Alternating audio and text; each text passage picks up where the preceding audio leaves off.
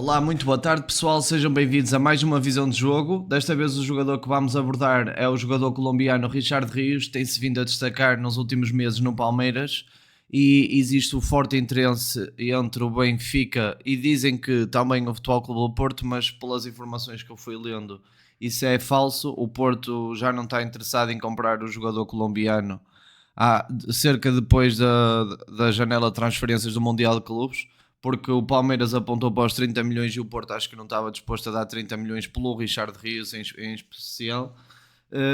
O Benfica, por outro lado, parece estar-se a aproximar da contratação do jogador, mas ainda assim queria destacar também o interesse do Inter de Milão e de outros clubes sem ser o Benfica e supostamente o Porto, como alguns jornalistas brasileiros foram falando, até para valorizar um pouquinho mais o jogador, porque são jornalistas, são insiders do Palmeiras, mas muitas das vezes conseguem valorizar mais um próprio jogador, ou seja, se incluírem o interesse do Porto e tipo, fizerem pensar a equipa que está interessada, fazer pensar que ele é um leilão, há sempre uma valorização extra sobre o jogador.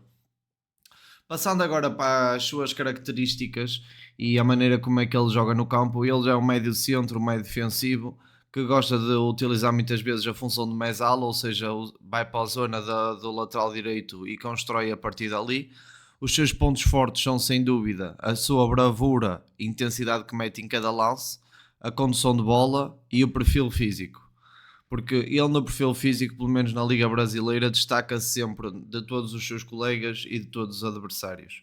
Contudo, acho que para 30 milhões ou 32 milhões o jogador tem que dizer que já tem 25 anos, ou seja, ou valoriza-se no próximo ano ou então começa a ser difícil de vender. Vejamos pelo Gyökeres, que só por ter 27 anos já ninguém consegue dar mais do que 60 e tal, 70 milhões por ele, apesar de ser um jogador incrível.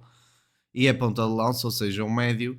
Se comprar por 32 milhões, na melhor das hipóteses, daqui a 2 anos vende por 50 e não é assim um lucro, pronto, por aí além, e não é fácil conseguir esse negócio.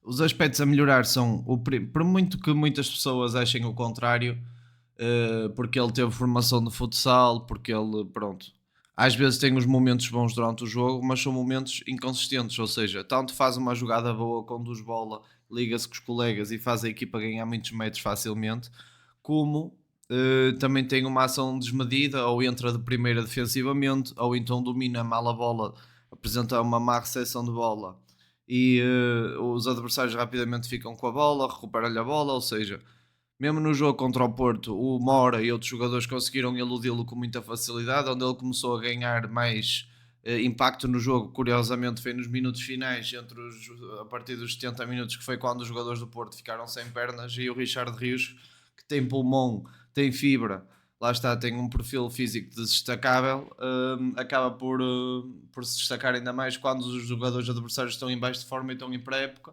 Quando ele ainda tem caixa para jogar e fibra, destaca-se ainda mais, como é óbvio. Vamos então ver aqui um bocadinho do. Mas pronto, os aspectos a melhorar, eu diria, para finalizar. Primeiro toque, ações desmedidas, ou seja, às vezes é impetuoso demais quando tinha que fazer contenção. Às vezes tinha que meter um passe longo e tenta fazer um passe picado, ou outras vezes ia meter um passe picado e ia meter um passe curto. E estas são as duas coisas que eu provavelmente diria. Lá está, e como eu também vi aí num comentário muito acertado em relação ao jogador, é que ele tem mais capacidade para jogar contra blocos altos do que contra blocos baixos. Se estiver a jogar contra um bloco baixo fechado, sem espaço entre linhas, ele tem mais dificuldade. Se, por exemplo, ele vier para o Benfica e o Benfica estiver a jogar em bloco baixo e ele recuperar a bola, ele, através da condução, consegue ter muito mais impacto e ferir na transição rápida do que propriamente em ataque organizado. Vamos, esperem aí, antes de começarmos já o vídeo. Vamos ver aqui um bocadinho todos do seu. Vamos avaliar um bocadinho o transfer market até desta época. Ora bem, ele teve, em 12 jogos teve 10 vezes presente nos jogos, começou 83% a titular, ainda não tem golos marcados e só tem 2 assistências. Ou seja, eu, para mim, este jogador, no fundo, se vocês me perguntarem assim, vale a pena contratar ou não vale a pena contratar, eu acho que este jogador, por este preço, não vale a pena contratar. Se fosse um valor entre 15 a 20 milhões, eu acho que valeria a pena contratar. Agora, eu não entendo sinceramente, mesmo dizendo as características dele positivas e a melhorar, o porquê do hype todo que está a acontecer à volta deste jogador, principalmente em Portugal, para mim é incompreensível. É incompreensível. Eu já vi em que foi o Vítor Pinto, aquele jornalista da CMTV, disse que quem contratar o Richard Rios vai ser campeão, como se estivéssemos aqui a falar do Messi ou do Ronaldo. Depois, no próprio Canal 11, houve um jornalista também que disse que este tipo de jogadores só aparecem de 5 em 5 anos. E isso eu não concordo. Um jogador que apresenta um excelente perfil físico, um jogador que apresente pulmão, que apresente fibra, que apresente intensidade e impetuosidade, ou seja, que seja impetuoso, mas não de uma forma medida, ou seja, é um jogador que apresenta sempre alta intensidade, mesmo quando o jogo pede, por exemplo, para ele recuar e jogar organizado, e ele muitas das vezes tenta pressionar alto. Às vezes tem sucesso porque é de facto muito rápido e muito forte fisicamente, mas a meu ver, eu não daria este dinheiro por este jogador, principalmente por ter estas características.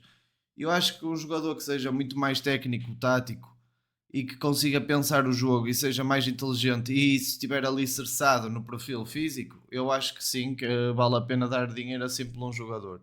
Agora, por um perfil físico forte, por ser intenso e por ter bravura, para mim são mesmo as melhores características dele, e conduzir a bola, pagar este dinheiro todo, eu não, pá, não acho que seja correto, não acho que seja uma decisão correta. Tanto essas afirmações dos jornalistas são exageradas, como a maior parte da. Lá está, eu acho que o jogador está, como se diz em inglês, está overhyped, o preço está demasiado, na minha opinião. Repara, também tenho interessados no Zenit, mas é improvável de ir para lá. O Inter de Milão está em 50%, não sei porquê também. E pronto, tem 1,87 m, joga a médio centro, a médio defensivo, é pé direito, tem. Pronto, já nasceu na Colômbia.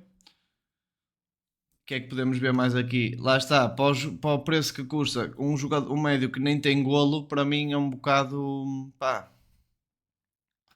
Outra coisa que eu queria dizer sobre ele é, ele não é muito consistente nas suas ações, ou seja, ele, por exemplo, tem um remate fora da área que também é um aspecto positivo do jogador. Eu não, até não o meti nos aspectos positivos, porque ele, apesar de ter um excelente remate fora da área, ele usa-o pouco. Ou seja, não é um jogador que seja muito rematador. Nós vamos analisar agora as ações dele e vamos entender que ele poderia ser ainda mais rematador sem qualquer problema. E isso, como é que eu vos hei de explicar isto?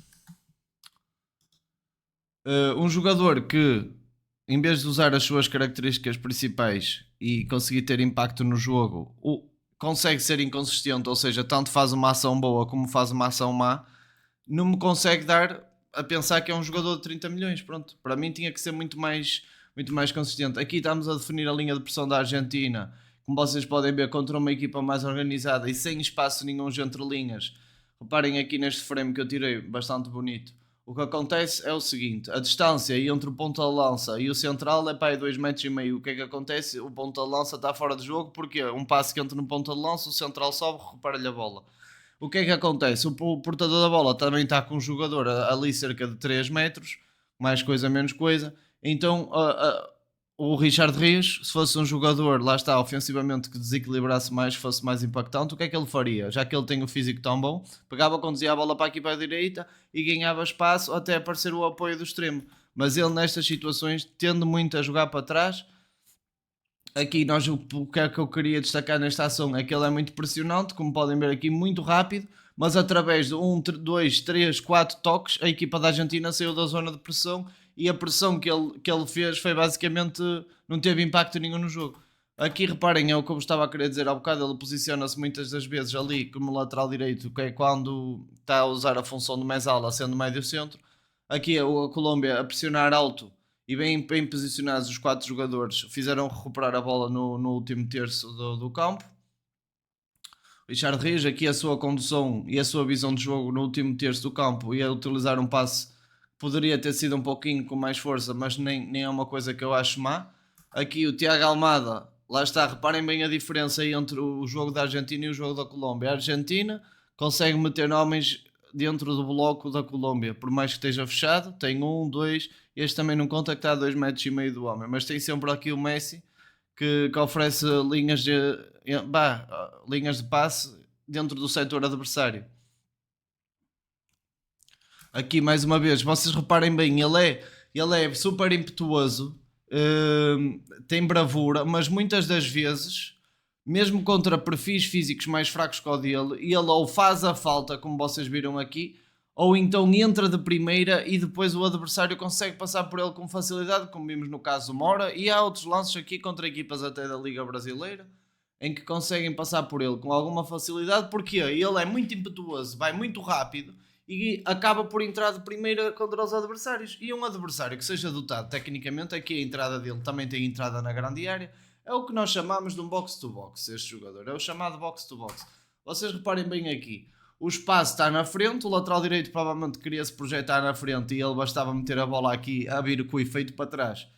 E a partir daí o lateral direito já tinha a bola no espaço. O que é que ele foi fazer? O Richard tentou meter a bola no pé e o oponente que estava numa distância perfeita entre o médio e o lateral acabou por recuperar a bola. Mais uma vez aqui ele a utilizar o espaço do lateral direito do campo para construir, para começar a construir, para começar a conduzir, para começar-se a ligar com a equipa. É este tipo de movimentos que nós vamos ver no Benfica, se ele vier para o Benfica. Esta enormíssima capacidade que ele tem de chutar de fora da área, mas é uma coisa que não aparece tanto, na minha opinião. Devia de aparecer mais, porque é uma característica boa dele. Ele devia ter ou mais liberdade pelo treinador a fazer esses remates, ou ele próprio ter essa iniciativa de utilizar esses remates com mais frequência. Reparem aqui aquilo que eu vos disse. O adversário estava super longe dele e ele dominou mal a bola, atrapalhou-se até com a condução de bola e a maneira como se virou para o ataque, não protegeu a bola com o corpo e o número 10 da equipa adversária conseguiu passar por ele com facilidade. Aqui é um dos aspectos que eu gosto mais no Richard, que é a capacidade de recuperar a bola logo no último terço, quando os jogadores adversários estão de costas, e ele é assim impetuoso como quando estão de frente, acaba por ter muito resultado, porque os jogadores quando estão de costas não conseguem ver aquilo que se está a passar, e se ele é muito rápido, recupera bolas com facilidade. Aqui a aparecer exatamente no sítio onde o Farioli gosta que os médios centros apareçam, que é muitas das vezes a dar a profundidade e a tirar os cruzamentos, por exemplo, ou que nem foi com grande sucesso nem com grande definição. Por isso até que eu vos digo que ele tem técnica, como vocês viram aqui neste 1 para 1 ofensivo, mete a bola para correr, depois é difícil de o acompanharem, mas não é consistente nessa técnica que demonstra em alguns lances, e isso para mim é um problema. Ou seja, um jogador, como vocês viram ali, que tem aquele 1 para 1 e depois falha um passe destes, imaginem, aqui há um tempo também houve uma pessoa que me disse: porque é que não organizas tudo por interseções, cruzamentos, passes, golos? Porque vocês assim conseguem ver o desempenho, para além de me dar trabalho, muito trabalho em fazer isso, ou seja, em selecionar cada ação e depois organizá-las por ordem. Vocês assim entendem qual é que foi o desempenho do jogador naquele jogo. Por exemplo, estamos a ver o Cruzeiro Palmas o Cruzeiro Palmeiras, desculpem, e o que é que acontece? E nós aqui estamos a ver as ações do Richard Rios durante o jogo todo, ou seja, as ações boas, os passes bons, os passes maus. Se tu fazes um passe bom e a seguir fazes 2 lances maus, já não estás a ter impacto no jogo. E se eu vos pusesse isto aqui separado por partes, vocês não iriam ter noção do quão impactante é Richard Rios no jogo. Reparem, ele dominou, viu o adversário. Esta aqui também quero destacar, desculpem. Ele dominou, viu o adversário, ou não viu, devia ter usado mais o pescoço, que é o músculo dos jogadores que mais utilizam. E o jogador chegou lá e rapidamente lhe interceptou a bola. Agora, aqui estamos a ver um lance que, através do passe, por acaso aquele lance, o cruzamento foi impecável, a desmarcação foi impecável, a maneira como ele procurou o apoio do extremo foi impecável. Foi pena não dar em golo, mas acontece, é mesmo assim o futebol.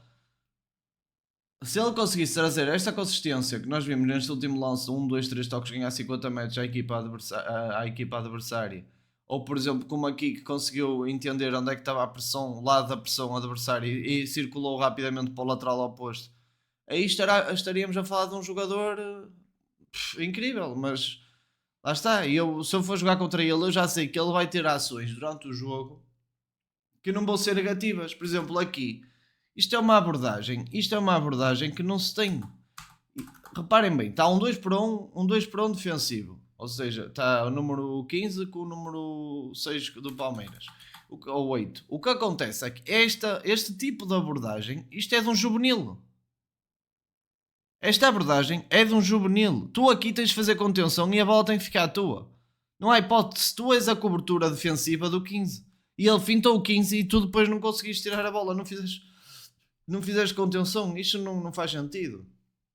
Aqui mais uma vez a utilizar os lances que ele gosta mais de ter impacto no jogo, que foi passa e foge para a frente, procurar a desmarcação na frente, para ele poder. Aqui reparem bem, vai outra vez de primeira e é outra vez papado. Aqui é um remate fora da área que ele tentou e nem por isso teve assim sucesso. Ou seja, os remates da área fora da área não são algo consistente, senão víamos um médio centro com muito mais golo, com o remate potente que ele tem.